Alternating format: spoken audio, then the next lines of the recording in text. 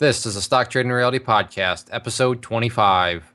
And I have no concept of size, position size. So I'm making $30,000-$40,000 trades with, and because I remember, I should remind people, I put $35,000 into Scott Trade and got the pattern day trader moniker attached to my account. So when they make you a day trader, your brokerage gives you 4 times leverage. So now I have $100-something thousand to trade with. This is the Stock Trading Reality Podcast, where you get to see the realistic side of a trader's journey. Get inspired and stay motivated by everyday normal people who are currently on their journey to trading success. And this is your host, who cried at the end of Braveheart, Clay Trader.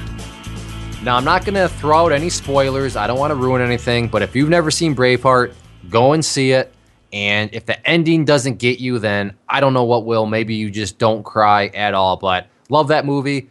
Dumb and Dumber is my favorite comedy, but outside of the comedy genre, Braveheart by far takes the cake for me. And just love that movie. And like I said, I'm not going to harp on this, but if you've never seen it, definitely go and check it out. But of course, I have to ask Chezz, my esteemed co-host of the podcast. Have you seen it? No response. I have no response for you for that. No response. I don't even think you were paying attention. I think you're talking in the chat room right now. Be honest with me. Were you talking in the chat room as I was asking that? Yes, I was talking in the chat room. I looked at you on the webcam, and you were. I could tell in another world. Yeah, you're in another world. Clearly typing in the chat room. So what a great co-host. He's a good wingman. He's got my back, and he's ready for my questions. And all he's the clearly time. not a very good multitasker, but you know what, Chezz? I appreciate the honesty. Well, today we have a fantastic interview. Actually, it got extended into 2 parts, and I'll explain a little bit more on that, but this is a 2-parter, so this will be part number 1, and we were talking with Patrick today, but he commonly goes by Paddy within the chat room, and boy, oh boy, what a freaking roller coaster this guy's been in. I mean, how would you summarize? I'd say roller coaster, Chezz. How would you kind of summarize his little journey? Well, it's been, it's definitely had a lot of ups and it's definitely had a lot of downs. But I think it's very unique in the sense that it's not just like, I don't want to spoil it though. But yes, it has a lot of ups and downs, and it's gone over. It's pretty much coming into this moment right now. He's had just a ton of progress, and it's great to see. Yeah, and the enthusiasm is fantastic. I should warn, if you have small little children around, it's by no means is it X-rated or probably not even R-rated. But if I had to give this one a review or a rating, it's probably PG-13. So just a heads up. I usually want to keep these as kid-friendly as possible, because if you ride in the car with your kids, I want to make it. But just a little heads up warning. Probably PG-13 rated on this. So keep that in mind. But without further ado, let's learn about Paddy's very, very unique and very enthusiastic journey. Paddy, thank you so much for taking time out of your day. It's the middle of the day right now, so I appreciate you swinging on by. It is great to be here. You have no idea. To provide a little context here, we've been probably chatting about 10 minutes now. Kind of first time talking, but man, we were having a good time, and Paddy did some good impressions. He's from New Jersey, and I was giving him a hard time. Hey, man, where's your New Jersey accent? But then he went to this tirade, and I don't know, Paddy, why don't you just share it? You don't have to do the tirade, but apparently you had a bone to pick. What was this bone all about? Well, I was listening to some previous podcasts, and Chezz and Clay prefaced the podcast with their height for somehow. I forget how he got on that subject. It was Darren's podcast, number 15, I believe, or something. Anyway, that's right. The announcer said, your announcer said, he's been 5'11" since 6th grade. That's how it started. That's right. So then he's like, I've only been 5'11", and he did his funny stuff. Then Chezz got on, and Chezz was like, I'm 5'11" too, and they're like, yeah, I'll never grow any taller, and blah, blah, blah. And I'm listening to all this, and you can imagine how bad I feel for Clay and Chezz, as I'm only 5'7". They're 4 inches taller than me, so you can imagine the pity and the empathy I feel for these short guys Anyway, that was my rant. It was much more passionate and much more F-bomb filled in the beginning. There was some. It was definitely not a PG-rated rant. However, it was. I don't know. I wanted to publicly thank you for that because that's true. That put things into perspective. There are people that are, I guess, shorter than me. Vertically challenged. Yeah, vertically challenged. But anyways, I don't know what this has to do with anything. But let's actually talk about why people are listening. Trading. So. What got you interested in trading? What got you interested in the markets? Take us through kind of that first little step of your journey. Whew. All right. Well, I mean, we can edit this, so I'll just give you the rundown. Back in 1987, my father came home from work. I believe it was either Black Friday or Black Monday. I should have looked it up. I can't remember which. And he went directly to his liquor cabinet. If anybody remembers the 1987 crash, it was the market lost a large amount, and my father also lost a large amount because of that crash that he was not prepared for. He does investing / trading of his own, and I was 16, 17 years old, and seeing his reaction when he came home, that was I knew what stocks were. I knew there was a stock market out there. At 16, I haven't really delved into anything or thought much about it. I was still busy, wondering what my toes were for and looking at girls and all kinds of stuff like that. But it did impress upon me. I mean, you talk about emotions. He came home. He took out a bottle of scotch. He was drinking. He was kind of pale. His hands were shaking. He'd lost. I have no idea because he never tells me the numbers, but he'd lost a lot of money. And that was my first thing where it's like, wow, this stock market. And of course, knowing nothing, you're a kid and you play it out. You're like, oh, Dad, how bad could it be? Blah, blah, blah. He's like, it was kind of bad. And of course, he did the classic thing where he sold out a lot at the bottom there. And of course, right after the crash in 1987, this market shot back up. And, it's had that classic sell at the bottom, buy at the top kind of thing. And that was my first exposure to emotions and what the stock market could do. That's pretty crazy, actually. I mean, because we ask everybody that same question: where did you start? I don't think anybody has had as a traumatic introduction to the market as that. Usually, people are, oh yeah, I heard about the market because so and so was telling me how much money they're making, or such and such is going so well. So, was it traumatic for you? Did you kind of, like you said, how bad can it be, or did it actually literally scare you? Oh no, I was just I noted the reaction, and my father, I pretty much forgot about it the next day. Okay, next day. So let's fast forward. That was age 16. Right, when was the next time? Again, I was 16 years old, short attention span. So let's fast forward to I'm watching the stock market on the TV over the years, seeing, I should do that stuff. Wow, looks like people can make lots of money. I'd heard penny stocks floating around. I was like, you see the advertisements, dude saying, oh, you can make millions if you follow my thing with my supercomputer. They used to say stuff like that. It was just really weird. When I finally really got into it, 2003. In 2003, I picked up a book by a man called Michael Parnes. It was called Rule the Freaking Markets. Some people may have read it. Some of the older folks may have read it or have seen it. And the thing about his book, which was interesting, was he definitely addressed the psychology side of things. He was not a technical trader. He was not a chartist. He was also not a F-bomb warning fundamentalist trader.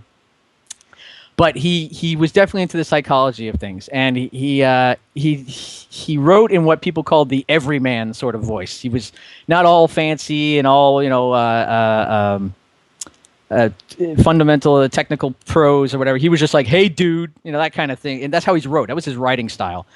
And so one of the things the first thing he described was, you must get control of your inner knucklehead, because your inner knucklehead wants you to lose money. And I was like, this guy's great. I mean, I can get a hold of my inner knucklehead. I've been dealing with that for years. I am a knucklehead. And it just, he talked about, he talked about all kinds of the rules. He introduced me to the rules of trading.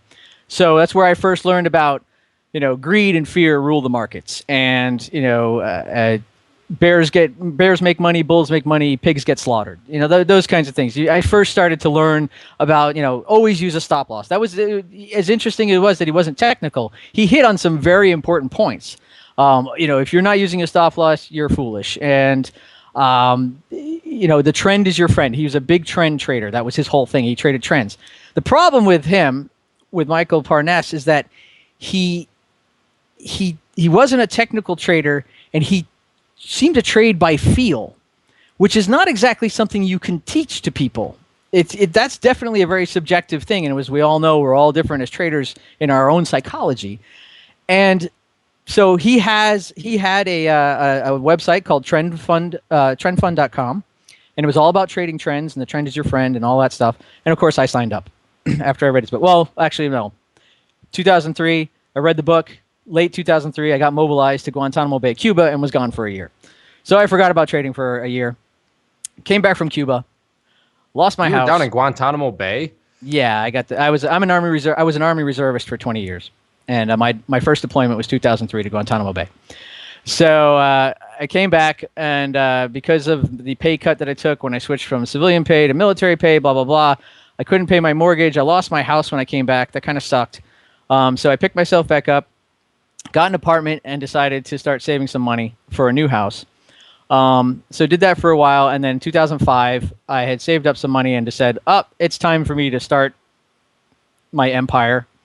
So let me open up a Scottrade account, and I put $5,000 in it, and I thought this was going to be it. I thought I was going to rule the world. So 2005, I opened up my Scottrade account, and I've never but I want to say this. I think I'm very different than just about any podcast I've heard. I haven't heard all of them. I'm only up to 15. But I've never traded pennies. Never got into them. Never looked at them. Never wanted to. Never thought they were a good idea. Why is that? Expand on that. I never thought they were a good idea. Delve into that a little bit more. Well, because every advertisement, everything I saw about penny stocks was just that typical skeevy snake oil salesman type of approach. It's like, hey, buy into my thing, and it literally looks like something from the 1800s of the dude saying, buy this elixir and I will cure all your ails. I mean, it never grabbed me. And I really, going in from a position of not knowing anything or not knowing how to do anything, pennies looked different than regular stocks somehow, and it looked like there was something more specialized to it, which we now know is the pump and dump type of deal, and knowing how to look it up. And you talk about it yourself, looking for the pumpers, finding where they are, front running them if you can, that kind of thing. And I never, when I opened up my Scottrade account, it was, I thought NASDAQ, New York Stock Exchange, blah, blah. I didn't even know how to access pennies, so to speak. Well, that's actually super interesting because a lot of people just buy right into the hype, but it seems like you're much more kind of aware of this kind of, you understand that it's a sales pitch and, somebody's trying to pull the wool over your eyes. So, yeah, you're definitely different in that sense. Most people just come into pennies because they say, I'll use a smaller amount of capital and make more money quickly. So I did. Yeah, I did too. Like I said, most people seem to do that. Just that's how our logic works at that time. But so you open up the Scottrade account now. What are you going to do for trade ideas? How are you going to find trades? Or you just, like you said, I completely agree. It's tough to teach, how to feel a trade out, like that guy in the book said. So, right. What's going to be your strategy here once you open that account? So my very first purchase or first entry, and I think this is different from everybody else. Not only did I not trade pennies, but my first purchase was options. I bought 10 contracts of Yahoo in May of 2005. And I had no idea what I was doing. I remember buying the 10 contracts. Calls or puts? Calls. Okay, so in other words, that means Paddy thinks the price is going to go up of Yahoo. Right. I bought 10 calls. Or I should say the guy, since Paddy's puppet trading, this guy thinks the price of Yahoo is going to go up. So he's telling his members his hot options pick was Yahoo. So proceed onward, sir. Right. Now, so you got to keep in mind. So here I am. I bought 10 contracts. Now, I understood how options worked. And that's why I liked them, because the leverage, I have a $5,000 account. I'm like, options are a better way to leverage the money. Michael traded either way. He did stocks and options, liked them both, up or down. So I buy these 10 contracts, and I'm watching the screen, and I realize it's sort of weird. I mean, I guess I knew I didn't know what I was doing, but you kind of have that, no barrier to entry thing. Hey, I'm a trader, and I can make this work, and I'm following Michael. So how bad could it be? He'll make me rich.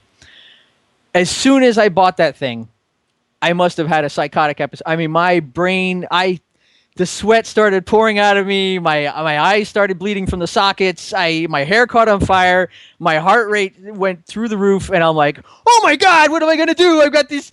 Why isn't it moving? Is it going up? Is it going down? I don't know. I don't know exactly how long I stayed in it, but no, let me cut you off just to provide context and just so I understand.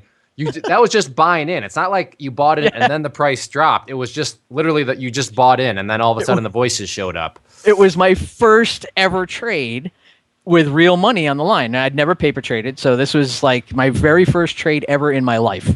I bought 10 contracts at Yahoo, calls at Yahoo at 80 cents. At some point, I don't know, I found the Excel sheet. I still have my Excel sheet. Yeah, Excel sheet.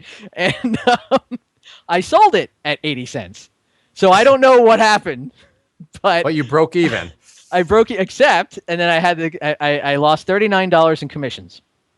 And just to defend Paddy a little bit, because for maybe first-time listeners or, if you haven't listened to many episodes, I mean, you've heard Chezz and I talk about this before, but us as traders, people may think we're crazy, but I can totally relate to Paddy, and really the only way you can relate to what he's saying is to do it.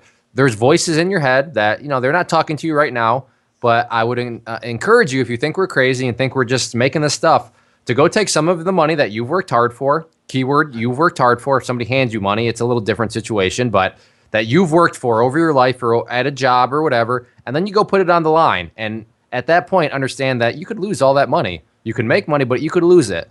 And some voices will come to visit you, so don't sit here and think, wow, they have a lunatic on. What's this guy talking about? Nope. It was Gator from episode 4 or something like that, way back when. He made the comment, sometimes I just have to go put myself in timeout, which I know some people would be thinking, wait, what are these guys talking about? Putting themselves in timeout. Well, there's a lot of voices in your head, and I'll just leave it at that because there's not really any other way you can explain it without experiencing it. But so Paddy is not crazy. That is a totally natural reaction. He just did a much better job of probably,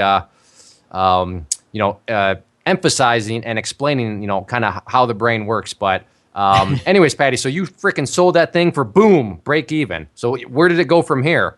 I am a lunatic, but so like I said, it was a $39 loss because of commissions. So you can imagine Scott trade commissions aren't that great, and I didn't really pay all that much attention to commissions at the time. I just figured I was going to make so much money that commissions I would just never worry about it. So after that, I did a few more trades. Where is it? Hold on. So I have this worksheet. So I started trading in May of 2005. After that, I bought some more options. I bought CHK, which I don't even know what it was. I took a $150 loss in that. And just real quick, are these still from the guy that you're following? Yes, they're all. I have to assume that because this is all May of 2005, and then June 2005 is like my last entry. And then I'm pretty sure I got lazy and just stopped putting stuff into my Excel spreadsheet. So, but from what I see, I have a couple of gains, but it looks like more losses than gains, which is pretty much the norm when you don't know what you're doing, because there's no way you can stay consistent in this stuff. Now, how did you get over the fact of that first reaction when you had money on the line and all the voices came out? Did you just decide that you're going to get more comfortable with that and just keep putting trades on, or did you have some other mechanism to kind of allow yourself to put money on the line? Because I know your first reaction was a complete meltdown, which is understandable. Like I said, like Clay said, the voices do come screaming out, especially with 10 contracts on the line first. So what did you decide to do yourself to kind of get over that? Did you just kind of put the trade on and close your eyes, or what was it? I don't know that I decided anything. I continued to trade because this was how I was going to make my empire, and in order to do it, I had to, trade. So, and I was following Michael Parness's system, so I just said, all right, I'll try again. I'll try again, and it's like anything. It's probably akin to trading pennies, just not trading pennies. But you want to make money. It's like I want to make money. I want to be rich. I want to have my freedom. And so at some point, I know that the 5,000 that I initially started with started to dwindle, and of course I couldn't really trade full time because I had a job, and so I was working, and it sort of just faded out. Once the 5,000 got down to, I don't even know, a few $100, I guess. I just eventually just sort of stopped. I didn't really do much about it. So you never really had like, because some people get started and wow, No, I didn't have that lucky break. Yeah, the people that got in and during the marijuana boom or maybe the .com boom, and wow, this stuff is easy, I'm making money, but really it's all fool's gold. But it sounds like you didn't really even have any fool's gold. Was it a pretty kind of slow sinking ship from the get go? Right from the get-go, I had no fool's gold to speak of. I am just my own fool, so I can feed this myself without any fool's gold. That's for sure. So what happened? So 2005. So we move forward. I don't really remember what I did the next couple of years, but enter 2008, and the Great Recession. Right, we had the crash. Guess what? I'm talking to my father again. And he's lost mass. Is he quantities. drinking scotch again? Oh, he's I don't know because I was on the phone. Guzzling I'm sure, scotch at this point. I'm sure he was probably filling the bathtub with it. He lost, and now from 1987 to 2007. We're talking 20 years here. My father's a self-made man. He has made an awful lot of money. I don't know how much because he refuses to tell me and my brother, which is a running joke in our family.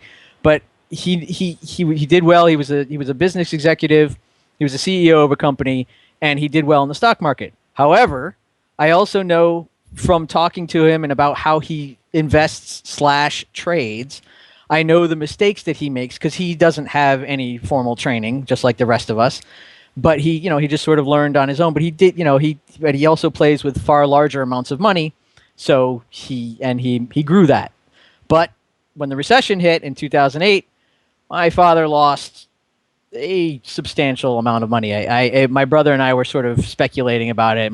It was maybe to a tune of maybe $1 million. I'm not sure, but it was a lot of money. And he only had so many, so he was. I actually called him every day for a while because I was concerned. I've never seen my father in this state before. No one wants to see their father like that.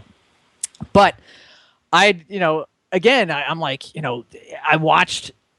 The market bottoms out in 2008, and of course, what happens? This is the time to buy, and the smart money comes rolling in, and stuff starts to skyrocket, and I'm just like, oh man, I really want to do this. I want to do this again. I want to do this again. Well, remember, I lost my house in 2005, so we're in 2008, 2009, so 4 years have gone by. I've saved up a chunk of money, and I decide it's time for me to get back in. So what do? I buy the Ninja course. I go to Michael Parness. I do the $4,000 for the year. And you did the 4,000. Oh, the Ninja course, the live chat room. I said the only way I'm going to do this is if I can follow people in the live chat room and learn from real traders. So I plunk it down. I buy 4 22-inch monitors. I put them up on a rack. I have a 4-monitor setup. I plunk $35,000 into my Scott Trade account to give me a $10,000 buffer over the PTD, or pattern day trader, sorry. And I am ready to go. January 2009, December 2008, January 2009. Paddy is now finally really going to make the empire this time. Chezz, I don't know about you, but this is like a really good movie right now. I'm excited. I'm eating my popcorn over here. I know, man. Paddy, I'm ready to watch this movie. I mean, we charge $99 for 1 year access to our chat room. Paddy, and I'll get to that.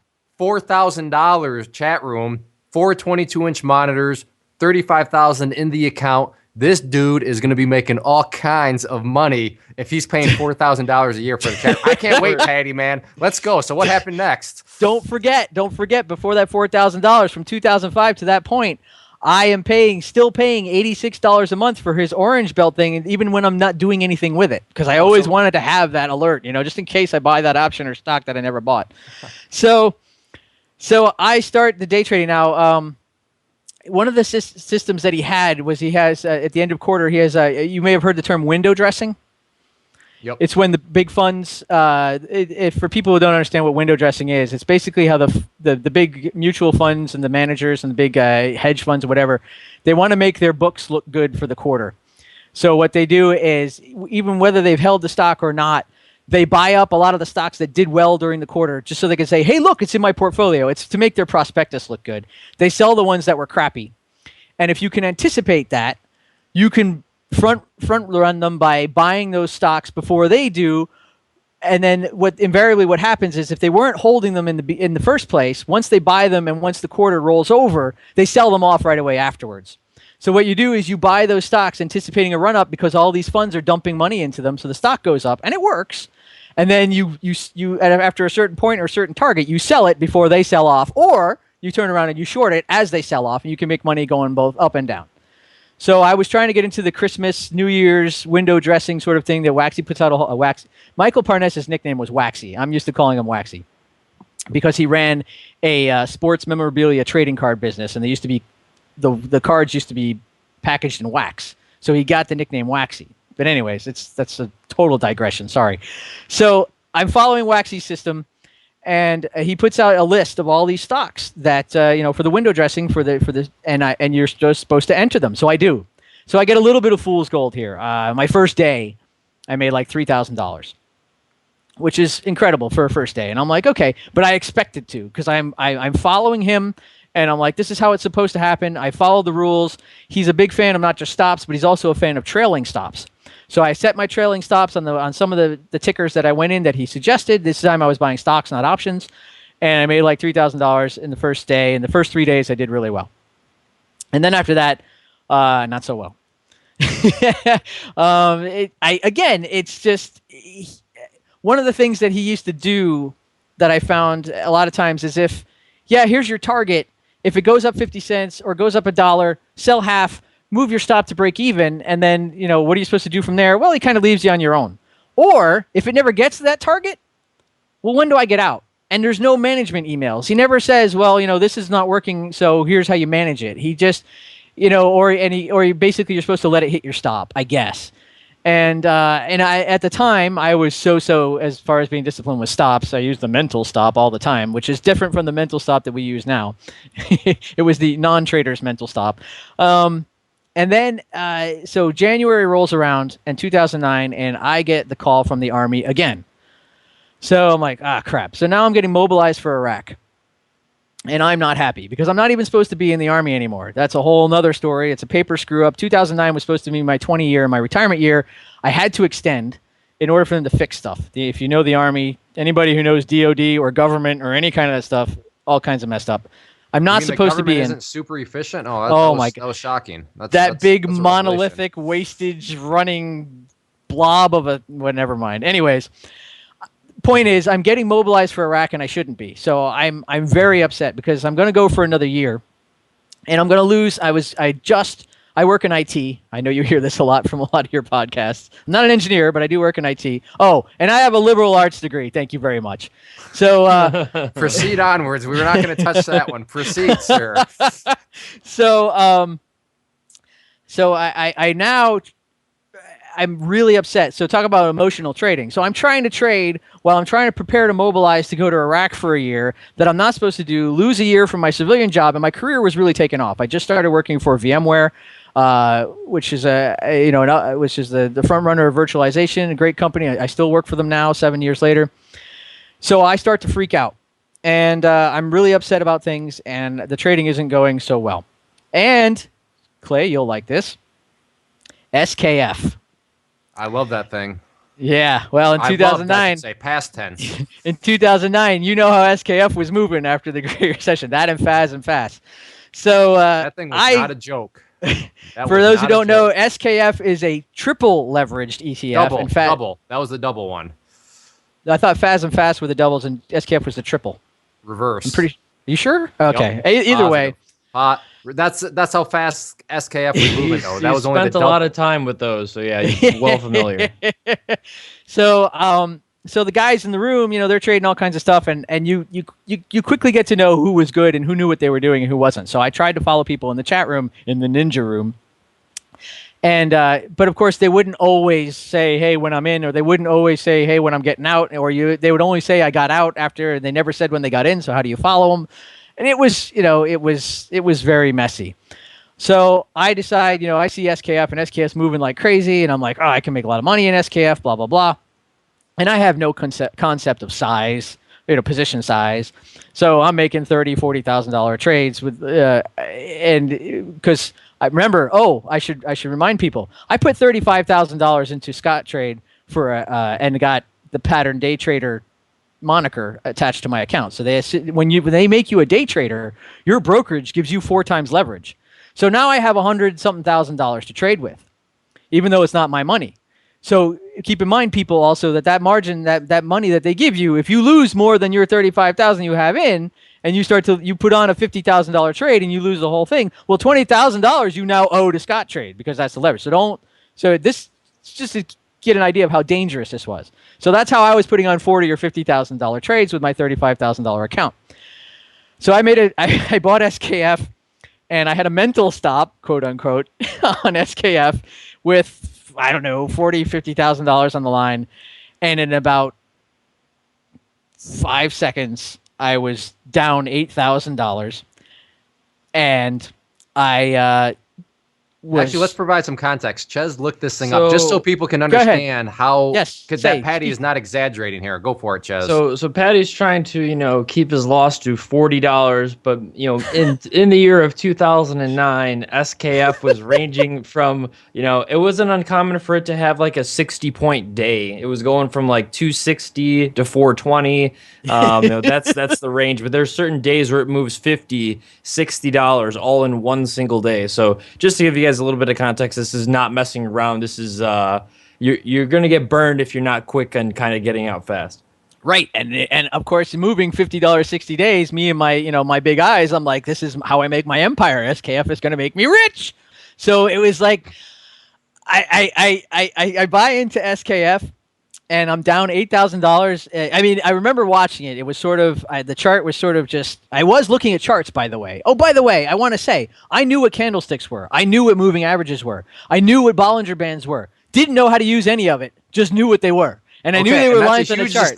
That's a huge distinction. I don't know how. Yeah, I know what a candlestick is. Do you? Do you know what a candlestick is, or do you just know the concept, or do you know what it's called? So yeah, yes. I'm glad you made that distinction because boy, oh boy, is that a huge difference. Green bar good, red bar bad, unless you're short. I don't know. But anyways, so I remember watching the chart, and I remember it being, at the time when I bought into SKF, it was somewhat flat. It had been going up for the day, and then there was this massive red candle, right? Just kaboom. I was long SKF. Boom! I'm down $8,000, and I didn't crap my pants. It was close. But I did start bleeding from my eye sockets again. My hair did catch on fire again. And I sort of just stared numbly at the screen for a while. And a lot of F-bombs came out. And I didn't know what to do. So I either take this $8,000 loss or I wait. And I can wait as long as, I don't go negative into my margin. I'm good. So I'm still good as far as my account goes, right? Because I still got a 35K buffer. So Scottrade's not going to come running until I start eating into their money, right? So I'm okay for the moment. And I type in the chat room, guys, I did this, blah, blah, blah, blah, blah. And apparently, some of the guys in the chat room had gone short SKF because they knew what they were doing. And they were like, oh, Paddy, what did you do? Oh, man. Oh, sorry, man. Monkey brain, inner knucklehead, blah, blah, blah. And then the guy who was running the chat room, he was like, well, from here it looks like SKF will head back up at some point. You may have to wait it out. So I waited out. I waited 2 weeks, and I couldn't trade anymore because, as you might imagine, all of my capital is tied up in this one trade. So you became an investor. Oh no, I'm watching trade after trade go by that all the guys I wanted to jump in 2 weeks. I couldn't touch it, couldn't do anything. It recovered. It got all the way up, and I got out with like a $200 gain. It was ridiculous. But I wrote down on a piece of paper, like Bart Simpson on the chalkboard, remember the SKF disaster. Remember the SKF disaster. And I just wrote it down on the piece of paper and taped it to my monitor every day. And I was like, don't do this again. Don't do this again. Use stops. Don't whatever, blah, blah, blah. So that was so I continued to trade SKF and FAS and Apple and the rest of the stuff, and I slowly eroded my account until I got below the $25,000 limit for pattern day trader. My account got frozen for 90 days because as soon as you go below 25K, you can't, and you've done more than 4 trades in a 5-day, in a 5-day period, you can't trade for 90 days and blah blah blah. So I dumped more money into my account, put in another 10 grand. I'm like, this time I've got it. I've got the experience. I will say this. Some good came out of it. I mean, obviously, in the obvious lessons, because I'm following the people in the chat room and the way that they want you to trade, I was starting to recognize patterns because they were talking about bull flags, bear flags. They were talking about pennants, the stuff that we use even now. And I was starting to actually recognize at least flag patterns. I remember that when it started to click. I'm going like, so this is a bear flag. Oh, so it should go down from here. And people would say, hey, is that a bear flag? And then you would see the chart react, and then it would go down. I'm like, oh, look, it works. Still didn't know how to use moving averages. Still didn't really understand support resistances. Certainly didn't know what grandma numbers were. The Bollinger Bands were just to make the chart look pretty, I guess, because I had no idea what they were for. Stuff like that. I wasn't drawing any real lines on the chart. I wasn't drawing any patterns. And eventually, so Iraq is about to start. And suddenly I get the letter 3 days after I was supposed to report. The point was, I never got my orders. So for a month, they let me sit and stew and never sent me any orders. So I'm thinking, I'm going to Iraq. I have to put my life on hold. I'm going to lose a leg. And then at 3 days after I'm supposed to report, which I never did because I never got my orders, they say, oh, yeah, you're not going to Iraq. Well, talk about a mind F, because I had been completely mentally preparing myself for a month to go to Iraq in 2009, which wasn't exactly a great time to be there. Not that there ever was. It wasn't quite as bad as 2007. And then suddenly I'm not going. It took me several days to recover. I actually have a persistent abdominal chronic reflux problem because of it, which causes me an unbelievable amount of pain. But I didn't go. And then so what happened was, while I was being mobilized, I wasn't going to work because my boss couldn't put me on a project because I was leaving. Right. So from January to March, I got to put the context here of where I'm going. I know I'm rambling. The context was I could stay home and I wasn't working. I was still getting paid, but I wasn't working. So I was day trading and I could trade full time, basically. So for 3 months, I sort of traded full time with the specter of Iraq in the back of my head, not knowing what I'm doing, playing with fool's money and 4 times leverage. That's not a disaster waiting to happen. I was going to say, there's so many things wrong with that picture that I don't even know where to start. I don't know. Well, it ended. That's a catastrophe on a plate. That's the only other way I can really put on a silver platter, I should probably say. It was a catastrophe on a plate. But what happened was April rolled around. Suddenly I wasn't going to Iraq. I had to start going back to work, and I had to stop trading. So that little venture into the ninja market, ninja chat room, cost me $26,000 loss.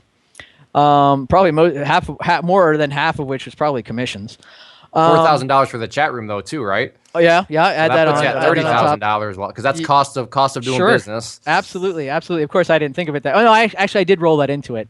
Okay. I think all told, I think the loss came close to $50,000, but I'm not sure. Anyways, I'm back at work, and I only took a small bit of money out that I was saving for my house. So in 2010, I bought my next house, which is the one you've seen pictures of, and the one I'm in now. And so let's see. So 2010 went by. 2011, I didn't renew my Ninja membership, obviously, because I couldn't stay home and trade in the chat room. Oh, so let's fast forward to 2012. So here's where Paddy finally something good happened. It's sort of trading relating, but it's not. So when I signed on to VMware, the company I work with now, I got stock options, which was a nice bonus, along with a couple other things that I got. Actually, what happened was VMware bought the small company that I was working for, so that's how I wound up at VMware. So I got 2,000 shares of VMware at $33, which was really good, and that was in 2008. So I had 4 years for it to vest completely, right? Because options, they vest like 25% a year or whatever. And so I'm counting on this because VMware, I can see it. It's going to be good. And getting those shares in 2008 was right when the recession happened, right? So VMware stock had basically tanked. At one point, it was down to $20. So I got really lucky. I got in when the options were priced really low. Fast forward to 2012, 4 years later. And my whole thing was the things that I took from Waxy and Michael Parness and the things was, one of the things he was an avid pumper of was plan your trade and trade your plan. I mean, he did say a lot of things that make sense. He didn't really teach you what you needed to learn in certain aspects, but a lot of the stuff he said made sense. So one of the things, the rules that I always had was, plan your trade and trade your plan. I planned to make out of these options. I was looking at it. I did the math and I was like, I want to have net $100,000 out of these options. And I was like, they have to get to this point.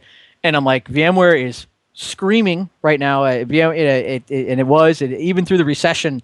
We were hiring people when other people were firing people. I was just in the right place at the right time. Never discount luck, people. Sometimes it's better to be lucky than good. And so 2012 comes around, and my almost all my options are vested. And I'm like, all right, here's my trade plan. I want to get out where my net is $100,000. So they opened up an E-Trade account for you to dump those options in. So I used E-Trade, had a little projection, tool that you could use to see what your shares needed to be at to make, a certain amount of money. Because remember, when I sell those options, out of what I make, first I have to pay for them, right? Because they're stock options. You have to buy them before you can sell them. So I have to pay for them at $33 a share before I sell them. It does it basically instantly, the same day, and then I have to take the taxes out of it. So I said, okay. And I was watching VMware stock, and it was up high. So remember, I bought at 33. It hit 118. I sold at 117.50. I made $200,000 on the play, paid $60,000 for the options, took out $40,000 in taxes, and had $101,000 net in my bank account. It was boom, right? Now that's not now, folks, don't think of this the wrong way. This was not me trading. This was not me doing good trading. I think you were very transparent. You openly admitted you were in the right place at the right time and used the word luck. So, I mean, I don't think you could be any more transparent about that than what you already were. I was handed options, and at a good price. I just sort of knew how to exit, quote unquote, the trade. Just with the little limited knowledge I knew just enough to be dangerous, right? So here I was with $101,000, and I'm like, oh yeah, Paddy's gonna make his empire now. I'm like, this is it, third time's the charm. So I decide I'm gonna take a different approach, and I want to do dividend investing. So I start buying blue chips. I buy Wells Fargo. I buy Seadrill. I buy Coke. I buy Procter & Gamble, probably. Yeah. No, I didn't buy Procter & Gamble, but a couple others. You'd recognize them all. I can't believe I can't remember them all, but it was like 5 or 6. I even bought MU, a Micron, when it was at $6. That was at $6 back then. It was like, it's at 30 now. I'm just like, eh. But anyway. Hindsight, man. HindsightTrader.com. Yeah. Check it out. I signed up for the Super Ninja to that one. But anyways, so, and I was reading up on dividends, and so I was buying all the stocks that, like Seadrill was giving out a 10% dividend. Actually, my father turned me on to Seadrill because, he has some good ideas. So I buy those, and I have these positions, and my whole thing is, and I remember reading about other people doing dividends, and they're like, if you're doing it for dividends, you don't really care what the price of the stock is because you're doing it for the dividends. It's a dividend generating vehicle. And if it's long term, kind of like, a 401k or an IRA or whatever, you're just sitting on it. So you don't, the stock price may go down, it may go up, but you don't really care. All you care about is the dividend. So I bought into that, and I was sitting on this stuff, and for a while I held through some red, and my account started going up, and it was at 110,000, and then it was at 120,000, and then it was at 130,000, and then eventually I was at 153,000 by the end of 2013. And I'm like, man, I know what I'm doing. I'm awesome. Paddy's empire is well on its way. I'm like, I got to make this grow faster. Big money, right? Takes money to make money. Here I go. So what do? I look for a new program. And I first turned to Michael Parness and was looking around. I'm getting sick of hearing that name, man. Oh, man. There's good and bad that comes from it. But yep. He had I actually got a call from one of his salespeople about getting into his coaching program where, you get one-on-one coaching with sessions with Michael or somebody that he designates or whatever. So, and I was like, yeah, great. How much? And he's like, what was it? 10,000, 9,000, oh my goodness. Oh, my eyes are bleeding now. My eyes are bleeding. And Chezz's hair is on fire right now. So I'm like, yeah, Good grief. I'm not gonna do that. So he's like, Chezz, all right, prices are going up tomorrow. This is ridiculous. So he's like, notice. Oh my goodness. So he goes, I'm not gonna do that. I said, I'm not gonna do that. It's like, no way. It's like, all right.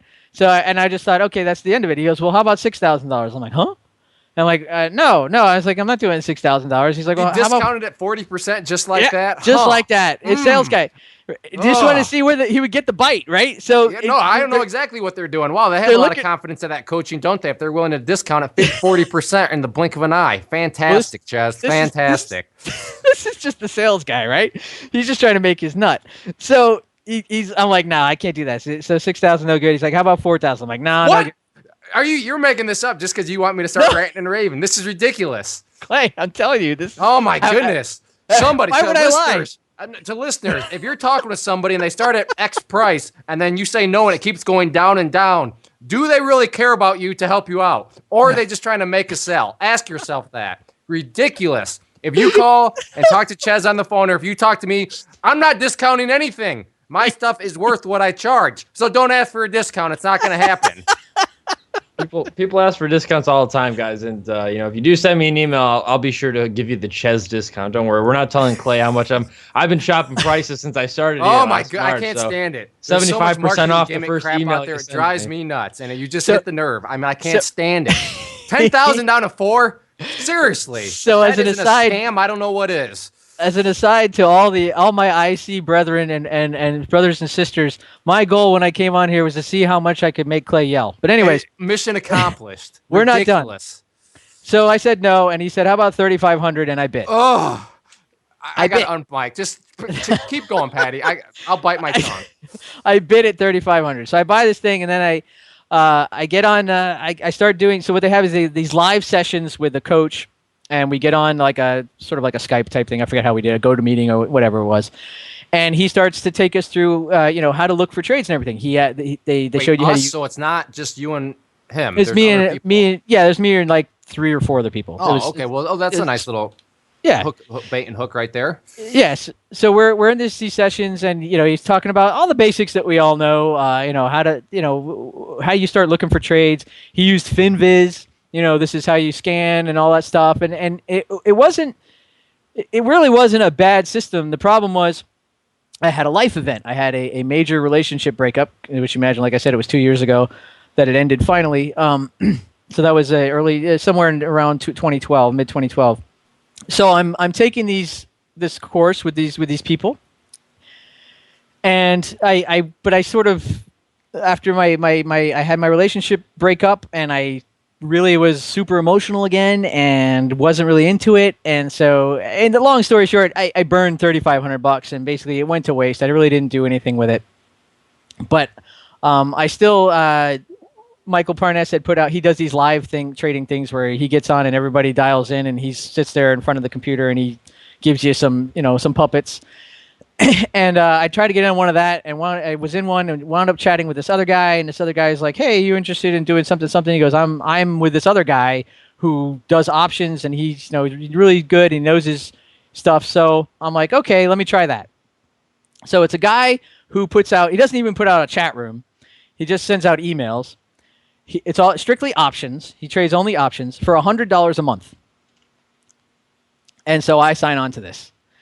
And as you can imagine, trading options, it's one thing, it's hard enough getting into, finding an entry and doing it correctly, the way options move and everything. But imagine him doing his trade, then, composing his email, then sending the email, then me getting the email, and then me trying, the delay in, an entry from when he enters it, when you enter it, when he exits it, when you exit it. Plus, he had an unfortunate habit of letting a lot of plays go to expiration and expire worthless. My whole idea was, one of the things that I learned from Michael was, you limit your losses by 1 or 2%, 1 or 2% of your portfolio, max on any trade. That's your loss. So your stop loss has to be, if it hits your stop loss, then you calculate it by how many shares and whatever, so that your stop loss is at 1% max or 2% max of your portfolio on any trade, for as a complete loss.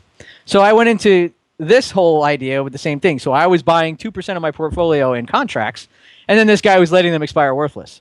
So I'd be losing $2,000, $3,000, $4,000 sometimes, and sometimes I made $3,000, but it wasn't going well. So by the end of 2014, I went from $153,000 to $107,000. Using E-Trade. E10, are you listening? Almost half of what I lost was in commissions. Commissions, I bet. Ridiculous. But I lost $53,000 in 2014. 28,000 of it was trading losses. The other 20-something thousand was commissions. E10, this is for you. So An E-Trade baby is a slick little Willie, isn't he? He's so cute, but wow, those commissions will come and get you. on options, what was it? $7 base fee plus $1.75 or $1.50 per contract.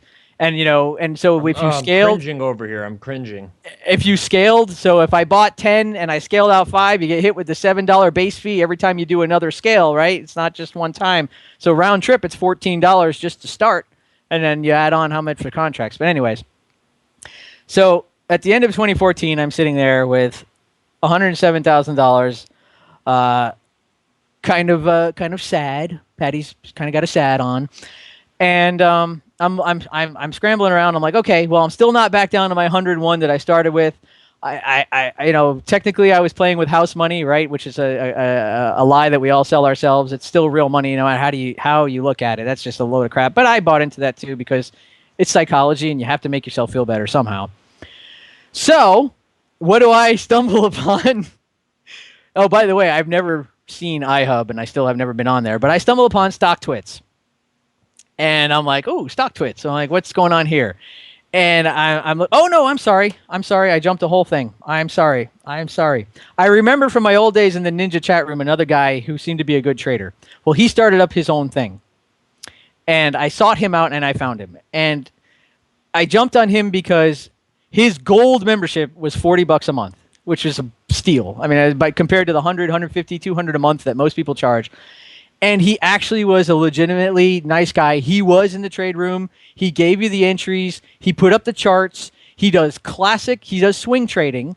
He does classic, basically almost all pull patterns with bear flags and bull flags and all that stuff, and just does swing trades. And if I'd followed it a little more closely, I probably would have made money with him. But again, I'm still sort of half-assing it. And while I was doing that, I stumbled on StockTwits.